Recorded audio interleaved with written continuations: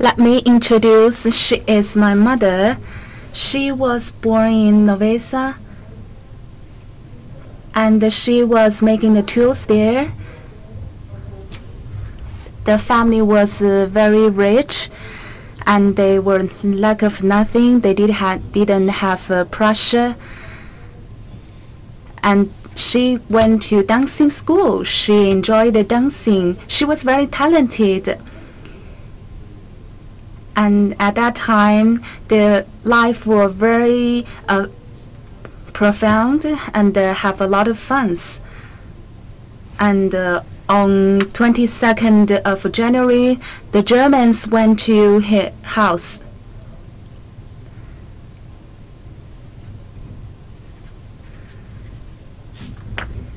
That was in the year of 1942. On the 22nd of January, the Germans went to their house, and they fled to a river of life-saving.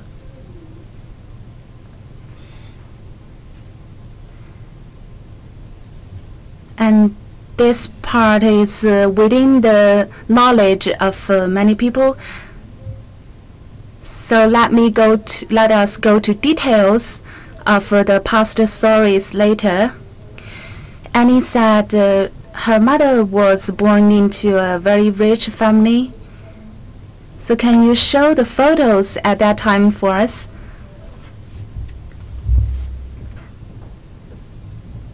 This was before World War II.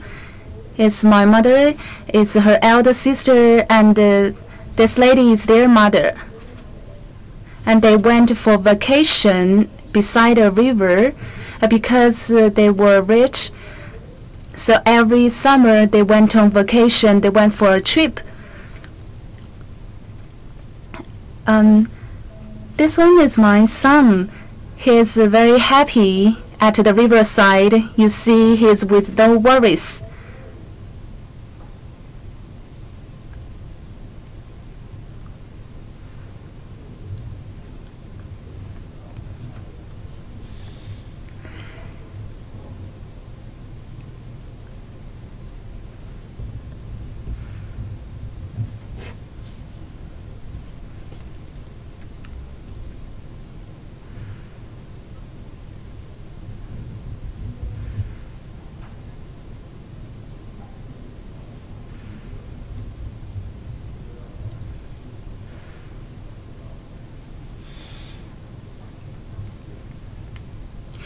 Let's have a look.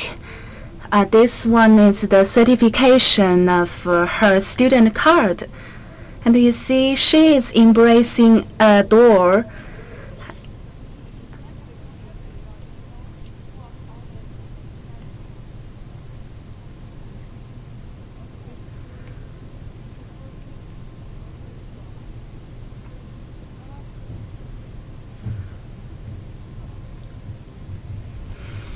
We reviewed that her childhood before the World War II. She was born into a rich family. She led a very happy life. And you see from the photo, from the certificate, she is with the door, and it's very happy. It's very lovely. And when the time dates back to 1942, Germany looted and invaded a large parcel of the homeland. So they had a very disruptive, very total change of their life.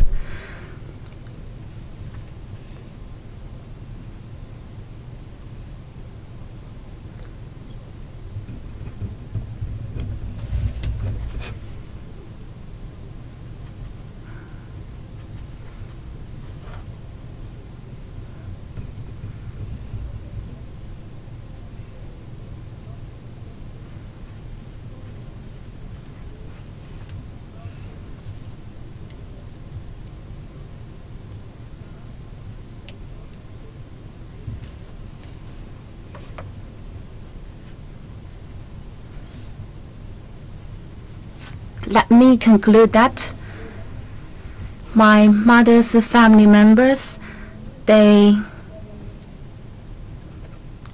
fled to the city because they want to hide themselves. And when they arrived at Budapest in Hungary, the Nazis wasn't arrived. So there was an area that's the ghetto, and all the Jewish settled there. And they have a yellow mark of the yellow star.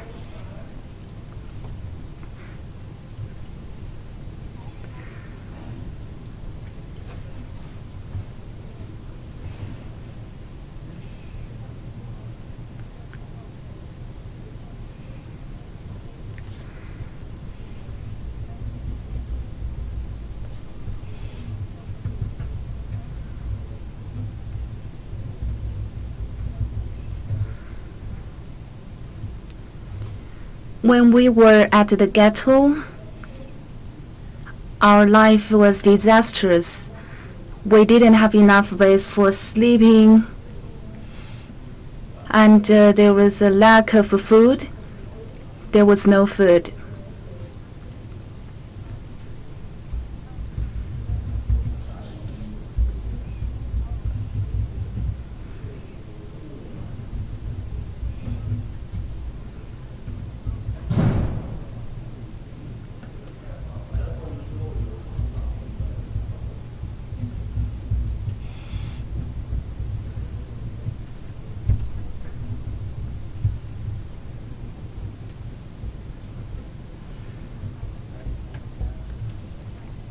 At that time, my father was very smart, so her father is my grandmother. He came up with a solution. Every time she could get out from the ghetto for 2 hours. So when she left the ghetto, she can remove the yellow star mark. Because she was very young, she was a child, so she didn't look like a child, look like the Jewish child. She came out from the ghetto. I was about 12 years old.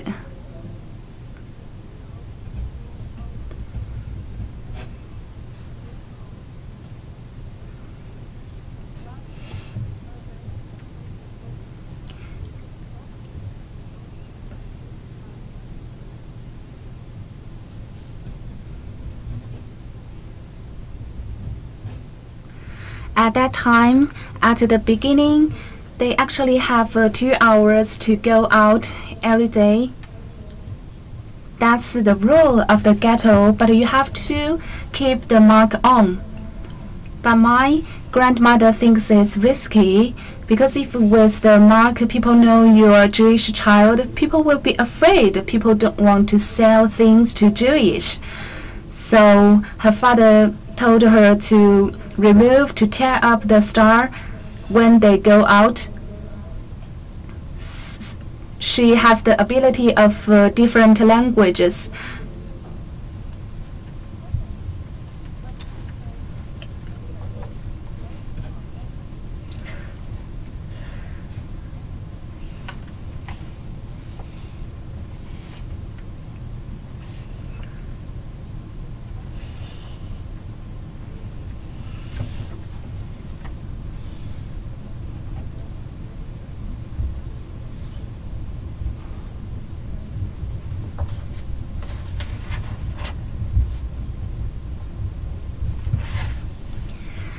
My mother was born into a very rich family, and my father has a project.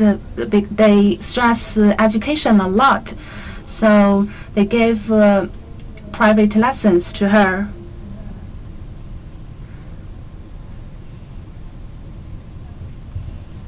Back then, it was disastrous, but actually, in the ghetto, their life are secured.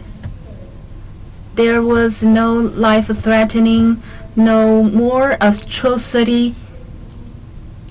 But actually, in many places, like in Germany, like in Poland, there were death camps We all know that. So, can you ask your mother when does she know about these stories?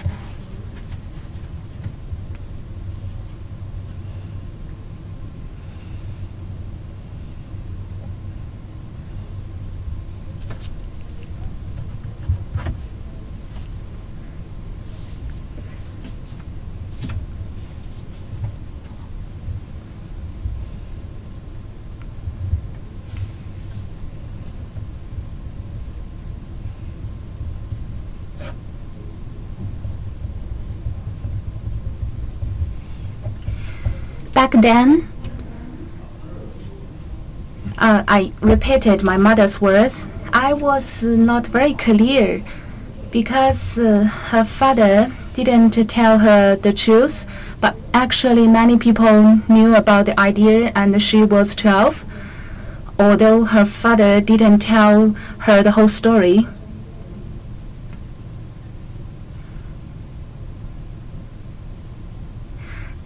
But actually they could sense the terrible story.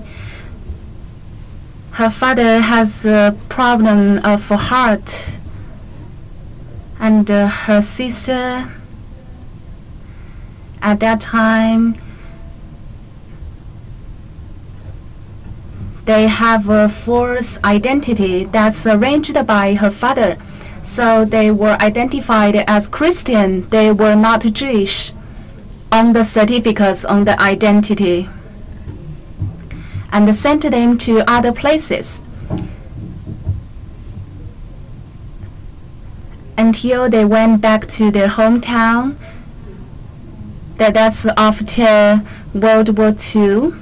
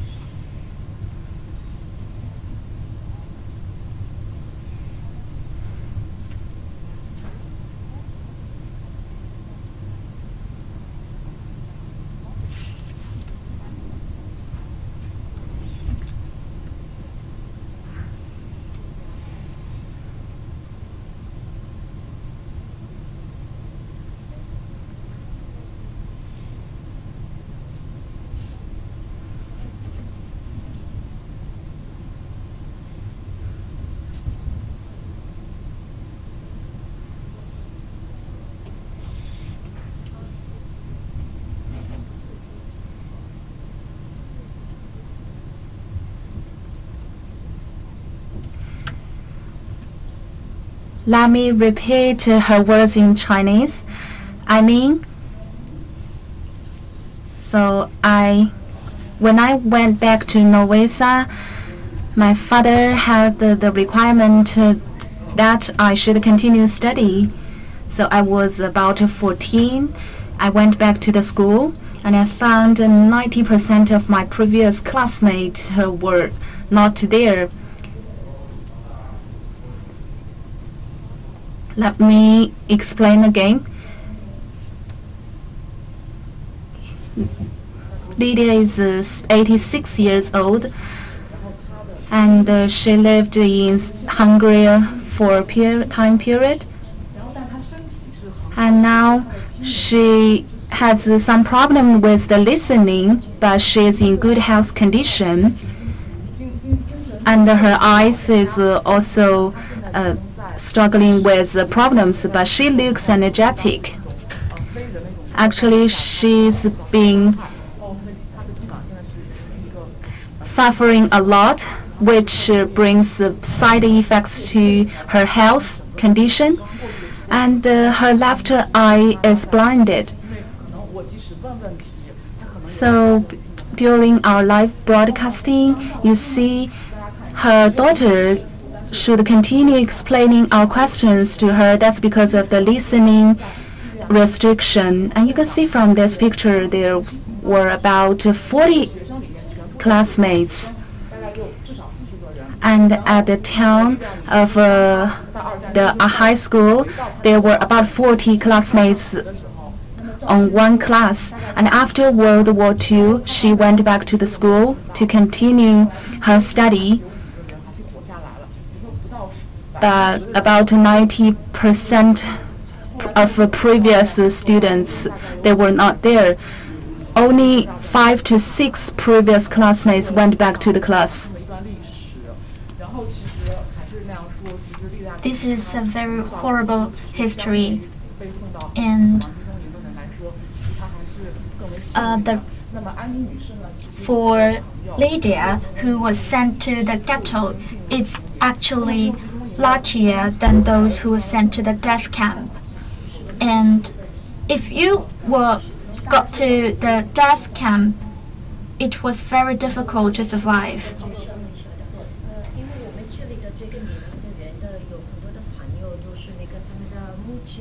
At our age, we have a lot of friends whose parents or grandparents had been through horrible stuff during the World War II.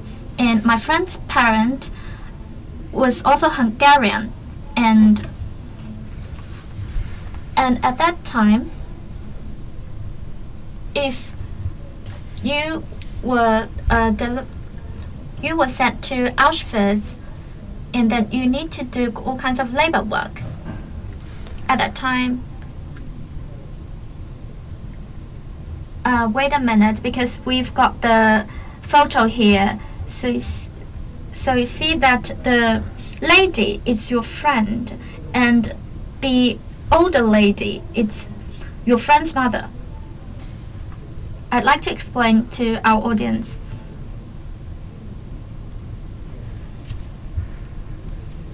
Please continue your story. So you have to get a tattoo on your left arm so that to determine whether you should be delivered to the ghetto or the death camp. So she was sent to the death camp and do some labor work, and then her left arm was marked with this tattoo. It was not oil, and we will not call you by the name but by the number or the number identification. Each number referred to each individual. And if we zoom in this photo, you can see that the number was on the left arm, and this lady is 92 years old, and she was sent to Auschwitz. After many years passed, that we can see that this tattoo remained in her left arm for 73 years. It will remain in her left arm forever. Each day when you take a shower, you can see this tattoo on your left arm. It will still give you a great pressure, and that horrible memory will remain. Since we have talked about Auschwitz, I'd like to also talk about, because since I went to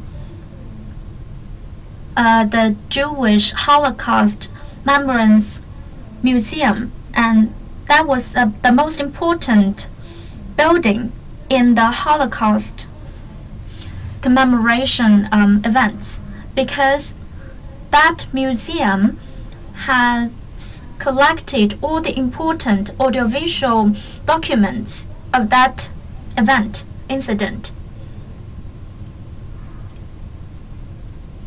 I'm from Israel, and I'm a tour guide. I usually show a lot of visitors to this Holocaust Museum, because for us, if you visit this museum, you can learn a lot of history or what happened at that time. and you need to learn about the ghetto, the concentration camp, and also the segregation area. If you visit that museum, you will learn a lot about what I've talked about. We also talked about that previously. I know that your Mandarin is fluent, and currently you live in China. Can you explain why your Chinese is so good? Because when China and Israel established the diplomatic tie, my father told me that our economy went up, and we went to China to study Mandarin. I lived in China for a lot of years, and my husband is also a Chinese. That's why my Mandarin is not bad. I'll also explain a little bit about the Holocaust Museum. You mentioned that there are a lot of audiovisual documents. Before this live broadcasting, I talked with Annie. If you're in Israel and in a lot of other countries, they call the Holocaust Museum Yad Vashem. And there is a monument in front of that museum. Shem means the name. So in that museum, we already wanted to document it, the name, because life should be respected. That's why the Holocaust Museum was called Yad Vashem. And in China, we have a more clarified translation. So in Chinese, we just call it Holocaust Museum. But it is not a literal translation of the original Hebrew, because monument, because we call it, the original name is the combination of the monument and the name, because we need to use that name to remember those who we lost.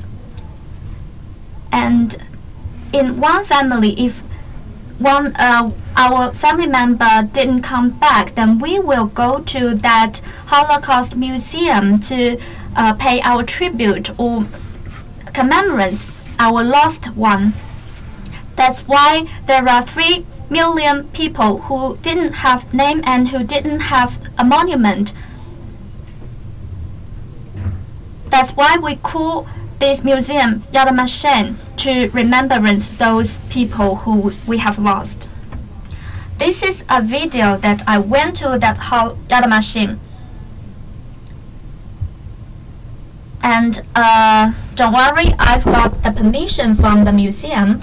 That's why I can shoot this video. Part of the content cannot be displayed in video.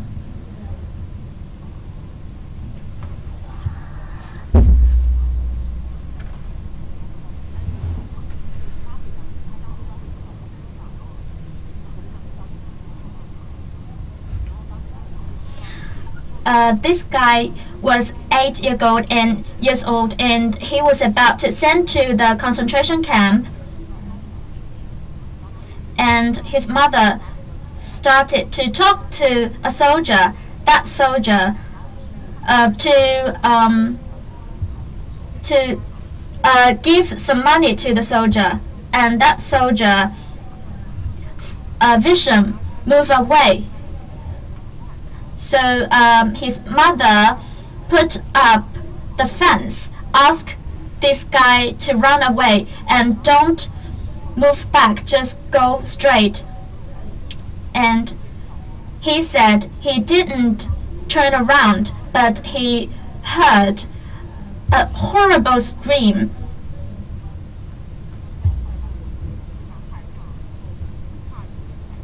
He kept saying, "I was very afraid, and I was very afraid to be caught."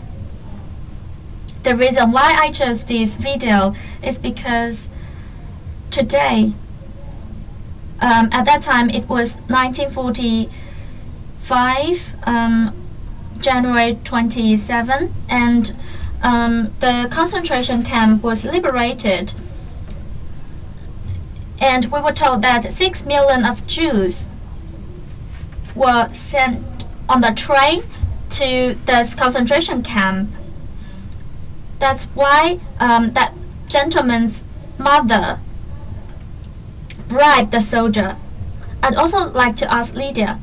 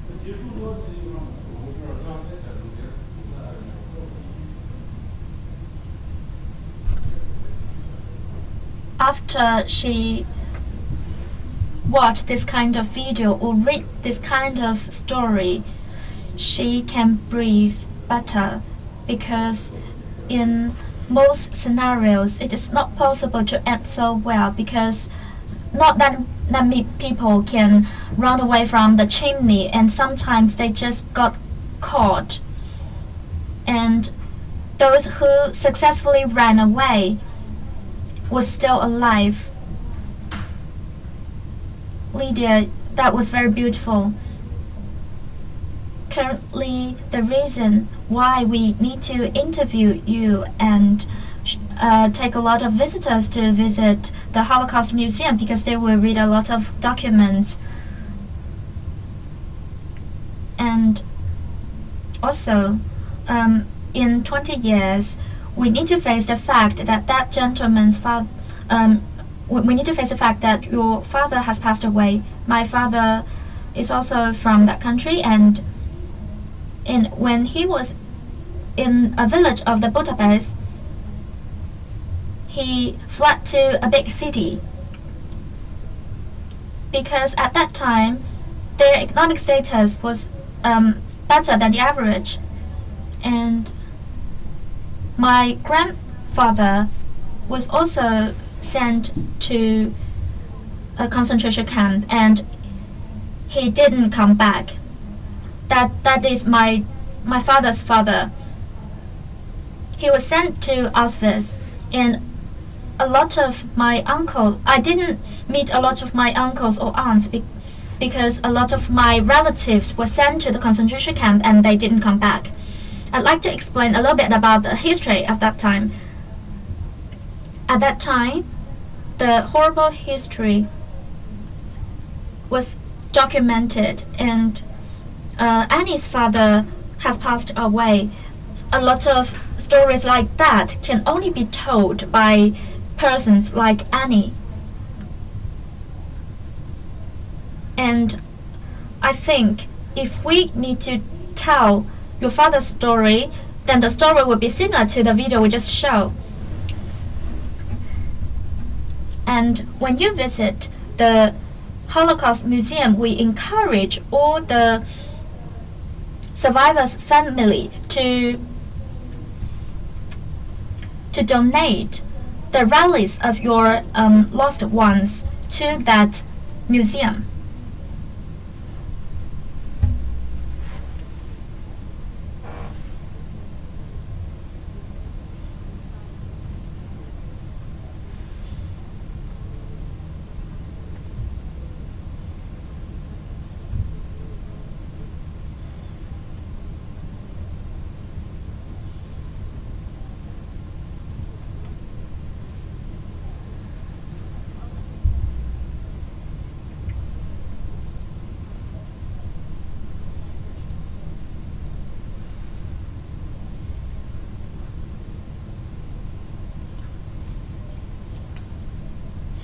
I have a lot of stuff and that have been donated to the Yad Vashem.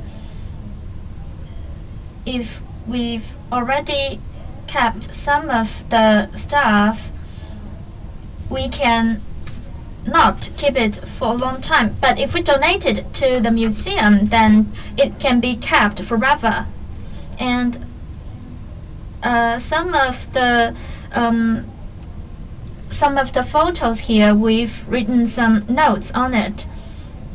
And also, you see that a lot of people on the picture, their whole family didn't come back. So their rallies is very important to be kept. That's why the museum is very important.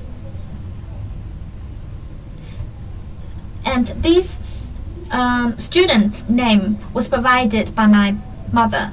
Next time when we visit the museum, I encourage you to look for Lydia's students, classmates in the primary school. This is so I feel sorrow. So I want to ask another question. We talked it about you are the second generation of survivors of Holocaust. So what's your concept and what do you think the influences the Holocaust brought to you? I feel my parents went to Israel during 1950s, and among my colleagues, I have the oldest parents. In their families, their survivors may be their grandparents, but I'm the second generation in this survivor family, so I think I have a different education of other colleagues. My parents left a burden on me, pressure on me. They told me I have to be successful. If I don't be successful, someday people may grab my money and my everything. So what you can do if you are not successful?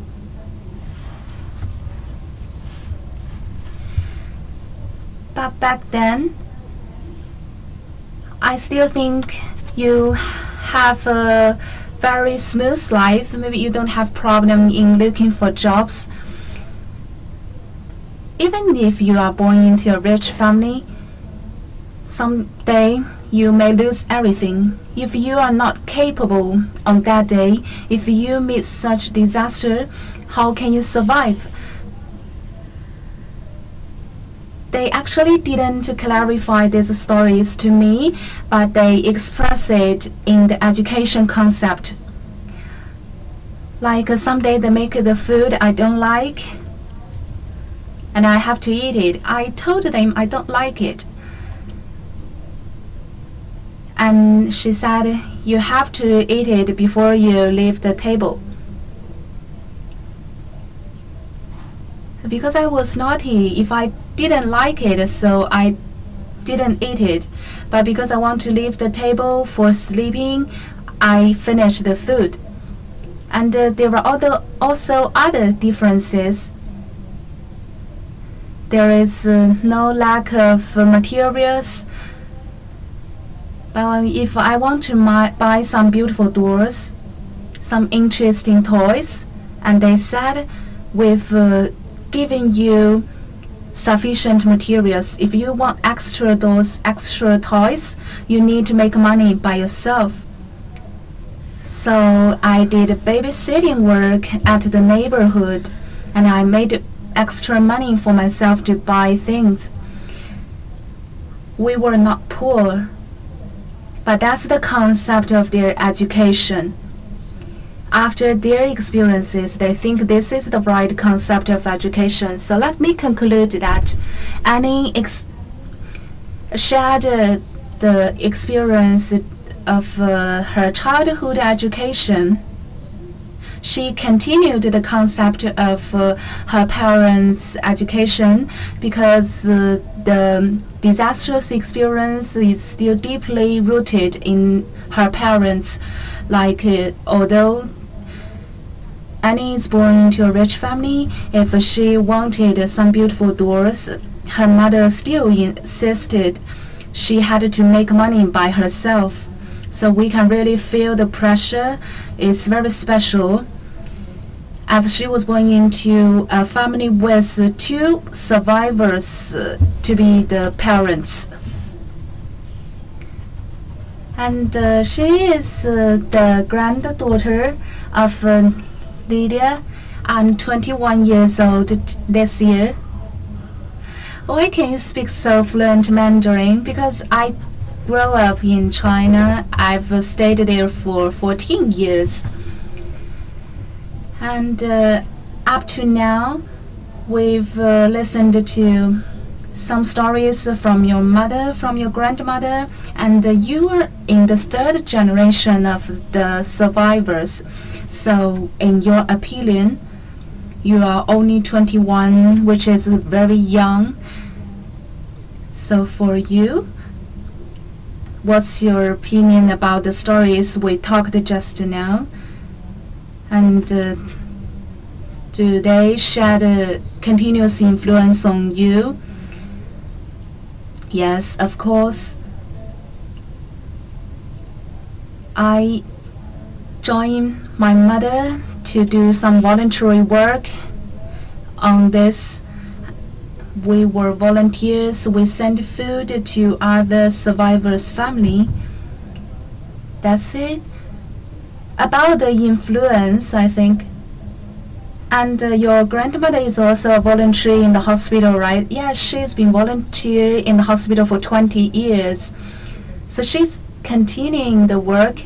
Yeah, it's about every day, every week.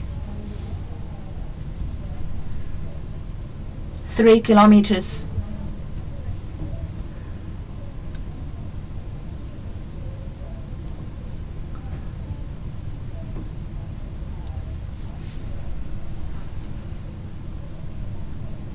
She's doing voluntary work in a small clinic, and she walked there every day. She walked there. It's about 4 kilometers. The people there will send her back because she's getting old. Just now, my question was, as you are very young, you are at the time period of enjoying life, but as we know, the average age of Holocaust survivors is about 85 years old, and there are about 50,000 survivors who are over 85 years old. So she just said she's doing voluntary work with her mother to help those elderly. But you are still very young. You may need to find some time for working, for pleasure. I think I must do it. For the survivors' family, their family members are also busy. No one else can help them. Even if I can offer small help, I think it's a huge contribution. It's very important to them. And through this kind of help, you are continuing being involved in the environment of Holocaust survivors. So the memory is also deeply rooted in your mind about the Holocaust. And as today is the Remembrance Day, so I've been reading the news, I've been talking with Israeli people, and they said there are many young people, they are forgetting these stories, they are indifferent. But as you are in the same age with those youngsters, do you think it's very significant, very worthwhile? Yes, it's worthwhile. other people may forget, but because we are close to the survivors, it's our obligation, it's our responsibility to tell people that these stories happened. We need to help each other. Without helping each other, the peace will never come. Everyone wants world peace. This is necessary. Let me add one sentence. Because now, every year in Israel, on the Remembrance Day, many people will invite survivors to listen to their stories. And last year, my daughter invited her friends to come to our house and listen to our stories. And many years passed. Actually, for many years, all the survivors after World War II, we are like one family. We share stories and we share life. So from when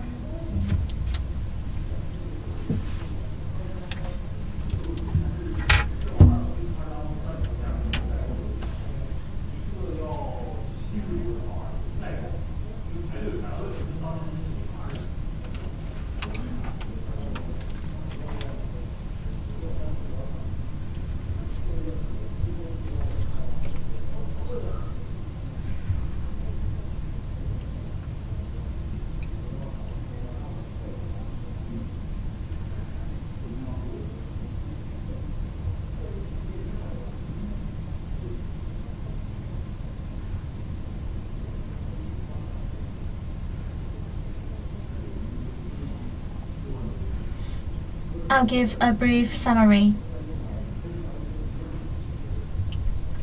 She said 5 years ago, she started to share the experience because previously a lot of survivors dare not to speak out and they keep this memory in their heart. There are two reasons. The first reason is that there is one professor who's studying the survivors. And after we come to Israel, we see that a lot of people are very busy. And you only ask them, how are you? They say, fine. And that's it. No one is interested in your story.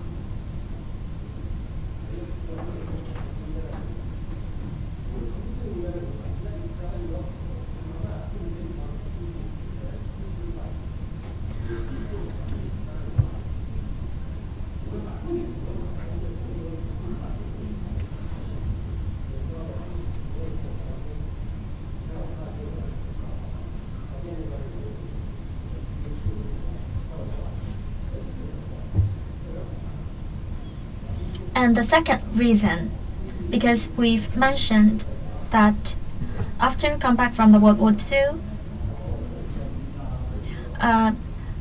those survivors kept saying that they're fine. It is not necessary to share their experience because for example, my grandpa didn't come back, and at that time when he was not come back, a lot of people just are more concentrated on his story rather than my mother's story. So your answer was too blunt. Lydia went to ghetto and she was severely traumatized, but there were more people sent to the death concentration camp. So when Lydia survived, this was already a very blunt answer, and since she's already traumatized, she lived in that trauma, and she was from an affluent family, and she was very young at that time. So the ghetto experience was still a very horrible trauma for her.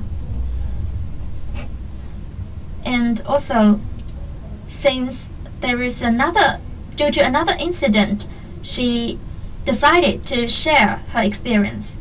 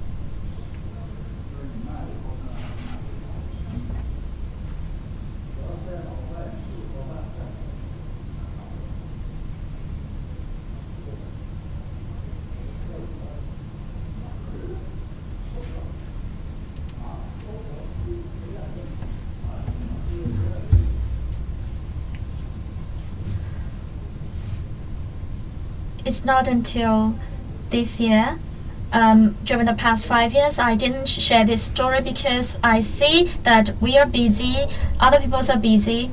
But now I understand that it's very important. If I don't share it now, when do I share it?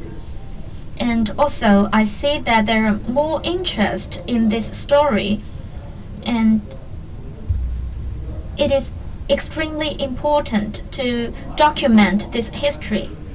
Since the limitation of time, this is the end of our live broadcasting, and I'd also like to have a recap of what Lydia just said. Because the reason why she didn't share is because firstly, the authority didn't encourage her to speak out, and then also because that was a very fast experience. Currently, we had the opportunity for her to speak out. It is of great significance to educate the younger generation, and then that's why she understands that I need to coordinate, I need to speak out, I need to share that experience. And the most important reason is that we need to prevent this accident to happen again, and this is sincerely a very horrible and disastrous disaster. And we didn't translate 100% of that disaster because that cannot be described by any word. Also, that cannot be compared by the war. Also, because this is a genocide, this is an extermination of the race, we should not let this happen again. No matter how the survivors are right now, they are willing to be involved in various activities to share their experience, to let people not forget what happened at that time, and also to safeguard the world peace. That's very true. Finally, I'd like to say one last sentence. Can you use one sentence to describe your feeling of this live casting, starting from He Taili? I don't really know. How do you feel since we've broadcast till now and today is the International Holocaust Remembrance Day? We really need to prevent this disaster to happen again because currently the world is very well developed. We should never let this disaster to happen again. Yes, my feeling is the same. we must not let this disaster to happen again. No matter what color your skin is, we are all human beings. We shouldn't let that thing to happen again.